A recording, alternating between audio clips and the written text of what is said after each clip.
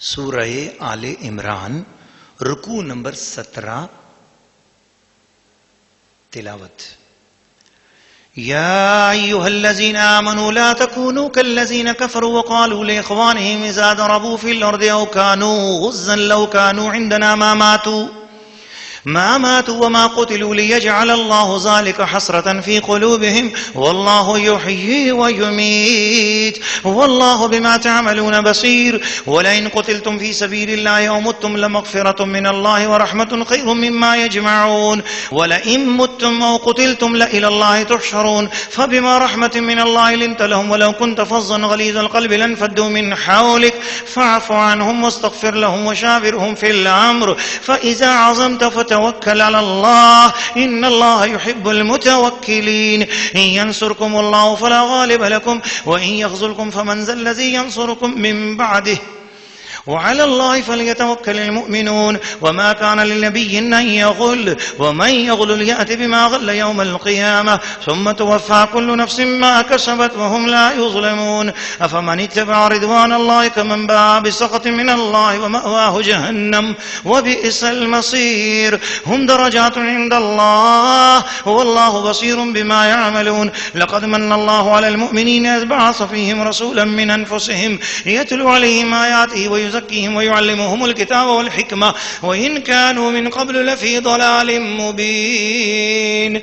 ولما أصابتكم مصيبة قد أصبتم مثليها قلتم أن هذا قل هو من عند أنفسكم إن الله على كل شيء قدير. وما أصابكم يوم التقى الجمعان فبإذن الله وليعلم المؤمنين وليعلم الذين نافقوا. وقيل لهم تعالوا قاتلوا في سبيل الله أو ادفعوا قالوا لو نعلم قتالا لاتبعناكم هم للكفر يومئذ أقرب منهم للإيمان يقولون بأفواههم ما ليس في قلوبهم والله أعلم بما يكتمون. الذين قالوا لإخوانهم وقعدوا لو أطاعونا ما قتلوا قل فادروا عن أنفسكم الموت إن كنتم صادقين. ولا تحسبن الذين قتلوا في سبيل الله أمواتا بل أحياء عند ربهم يرزقون فرحين بما آتاهم الله من فضله ويستبشرون بالذين لم يلحقوا بهم من خلفهم ألا خوف عليهم ولا هم يحزنون. يستبشرون بنعمة من الله وفضل وأن الله لا يضيع أجر المؤمنين.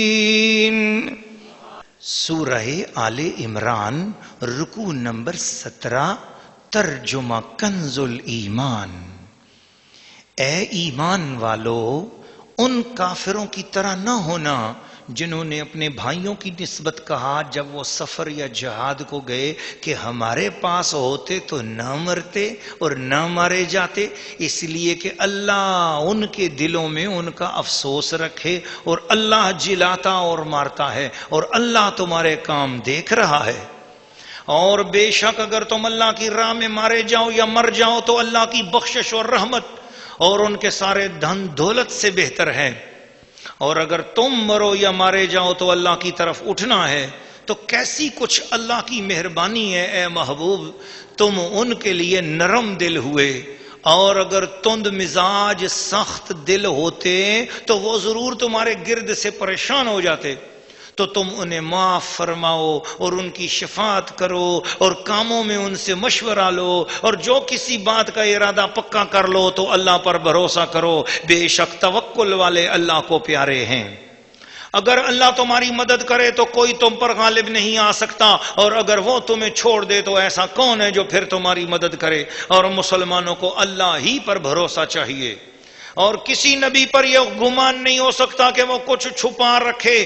جو چھپا رکھے وہ قیامت کے دن اپنی چھپائی چیز لے کر آئے گا. پھر ہر جان کو ان کی کمائی بھرپور دی جائے گی اور ان پر ظلم نہ ہوگا. تو کیا جو اللہ کی مرضی پر چلا وہ اس جیسا ہوگا جس نے اللہ کا غضب اوڑا اور اس کا ٹھکانہ جہنم ہے؟ اور کیا بری جگہ پلٹنے کی؟ وہ اللہ کے یہاں درجہ ہیں اور اللہ ان کے کام دیکھتا ہے. بے شک اللہ کا بڑا احسان ہوا مسلمانوں پر کہ ان میں انہی میں سے ایک رسول بھیجا جو ان پر اس کی آیتیں پڑھتا ہے اور انہیں پاک کرتا ہے اور انہیں کتاب و حکمت سکھاتا ہے. اور وہ ضرور اس سے پہلے کھلی گمراہی میں تھے. اور کیا جب کوئی مصیبت پہنچے کہ اس سے دونی تم پہنچا چکے ہو تو یہ کہنے لگو کہ یہ کہاں سے آئی، تم فرما دو کہ وہ تمہاری ہی طرف سے آئی، بے شک اللہ سب کچھ کر سکتا ہے۔ اور وہ مصیبت جو تم پر آئی جس دن دونوں فوجیں ملی تھیں وہ اللہ کے حکم سے تھی، اور اس لیے کہ پہچان کرا دے ایمان والوں کی، اور اس لیے کہ پہچان کرا دے ان کی جو منافق ہوئے، اور ان سے کہا گیا کہ آؤ اللہ کی راہ میں لڑو یا دشمن کو ہٹاؤ، بولے اگر ہم لڑائی ہوتی جانتے تو ضرور تمہارا ساتھ دیتے۔ اس دن ظاہری ایمان کی بنسبت کھلے کفر سے زیادہ قریب ہیں، اپنے منہ سے کہتے ہیں جو ان کے دل میں نہیں، اور اللہ کو معلوم ہے جو چھپا رہے ہیں۔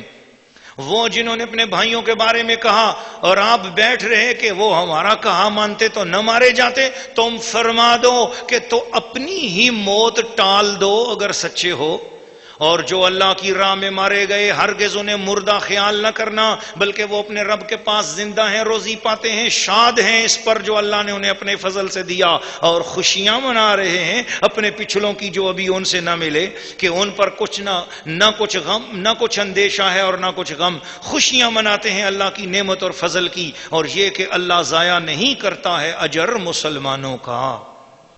ناظرین و ناظرات اور سامعین و سامعات، سورہ آل عمران رکوع نمبر 17 کی تفسیر، اس میں بیک وقت 4 باتیں ہیں۔ پہلی بات تو اس کے اندر ایمان والوں سے خطاب بھی ہے اور ان کو ہوئی سمجھایا جا رہا ہے، مگر اس میں عظمت مصطفیٰ کی 2 بڑی باتیں بھی بیان کی گئیں، حضور صلی اللہ تعالی علیہ وسلم کی عظیمت، حضور صلی اللہ علیہ وسلم کی فضیلت، حضور صلی اللہ علیہ وآلہ وصحبہ وبارک وسلم کی شان بیان کی گئی، اور پھر اسی رکوع کے اندر مسلمانوں کو تسلی دی گئی کہ گھبراؤ نہیں، قومی زندگی میں فتح اور شکست لگی رہتی ہے، کبھی دشمن کو فتح ہو گئی تمہیں شکست ہو گئی، کبھی تمہیں فتح ہو گئی دشمن کو شکست ہو گئی، لیکن فتح اور شکست کی بنا پر آ کر تم جو ہے نا دل کو ہار نہ دیا کرو، دل چھوٹے نہ کیا کرو، دل کو مضبوط رکھو اور اپنے آپ کو اللہ اور اس کے رسول کے دین پر عمل پیرا رکھو۔ اسی کے ساتھ ساتھ منافقین کو بھی ڈانٹا گیا، جن منافقوں نے مسلمانوں کے اندر ایسی باتیں کر کے مسلمانوں کے ایمان کو کمزور کرنا چاہا، ان منافقوں کو بھی ڈانٹا گیا، اور پھر جو مسلمان شہید ہوئے ان کی عظمت بھی بتائی گئی۔ تو مختصر طور پر آپ کے سامنے یہ بات کی جاتی ہے۔ سب سے پہلے کمال مصطفیٰ تو یہ ہے کہ فرمایا اللہ تعالیٰ نے اتنی بڑی، آپ ذرا سوچو کہ ایک واقعہ ہوا کہ حضور، پہلی بات تو حضور فرما رہے تھے کہ بھی مدینے شہر کے اندر رہ کر جنگ کی جائے تو اچھا تھا، اس وقت بھی پرجوش صحابہ کرام نے عرض کیا حضور میدان میں چلیں، سرکار ان کا دل رکھنے کے لیے میدان میں تشریف لے گئے۔ جب وہاں پر پہنچے پھر حضور نے وہاں ڈیوٹی لگائی کہ 50 آدمی یہاں پر کھڑے رہے، وہ ہٹے نہیں، پھر وہ ہٹ گئے اور وہاں پر بھی معاملہ ہو گیا، اور وہ جو 6 بچے تھے پیچھے ان کو تو دشمنوں نے ایک دم ہی پہلے حملے میں حضرت عبداللہ بن جبیر کو اور ان کے ساتھیوں کو شہید کر دیا تھا، وہ بھی شہید ہو گئے۔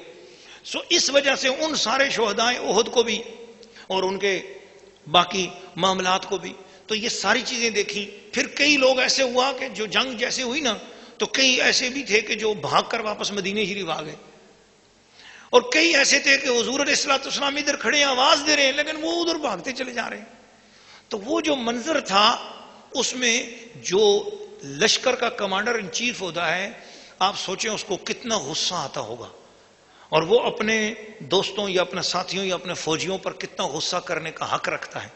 لیکن عجیب بات ہوئی، اتنا کچھ ہوا اور حضور کو اپنے کسی امتی پر غصہ نہیں آیا۔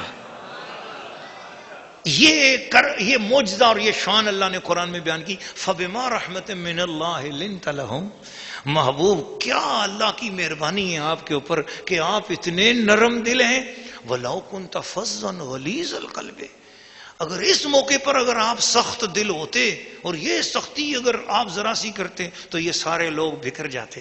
محبوب ان سارے لوگوں کے بکھرے ہوئے لوگ جو دوبارہ جنگ احد میں جمع ہوئے اور پھر دشمن پر حملہ کر کے قابو پا لیا، اے محبوب یہ سارا آپ کی رحمت دلی، آپ کی رحم دلی، آپ کی نرم دلی اور آپ کی رحمت والے سائے کی بات ہے کہ دوبارہ پھر سارے جمع ہو گئے۔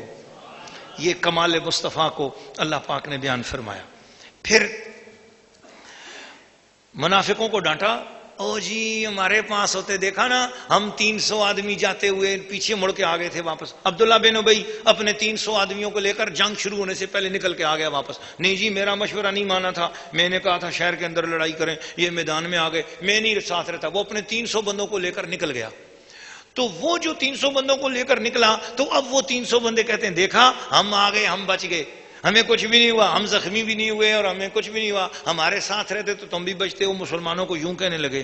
اللہ نے ان سے کہا کہ محبوب ان کو ذرا یہ بتاؤ, فدرؤ عن انفسکم الموت, جاؤ ہمت ہے تو تمہارے اوپر ایک دن موت بھی تو آنی ہے نا. آج جنگ کے میدان سے بچ گئو, موت سے بھی بچ کے دکھاؤ ذرا. اور جس کی موت آنی ہے, جس کی موت گھر میں آنی ہے, چرپائی پہ آنی ہے, کہیں نہ کہیں تو آنی ہے نا, تو کیوں نہ بہادروں کی طرح میدان میں آئے. تو اس لیے اللہ پاک نے ان منافقوں کو بھی ڈانٹا کہ خبردار یہ مت سمجھو کہ تم نے نہیں مرنا, مر تم بھی جاؤ گے, لیکن عزت کی موت اس کی ہے کہ جو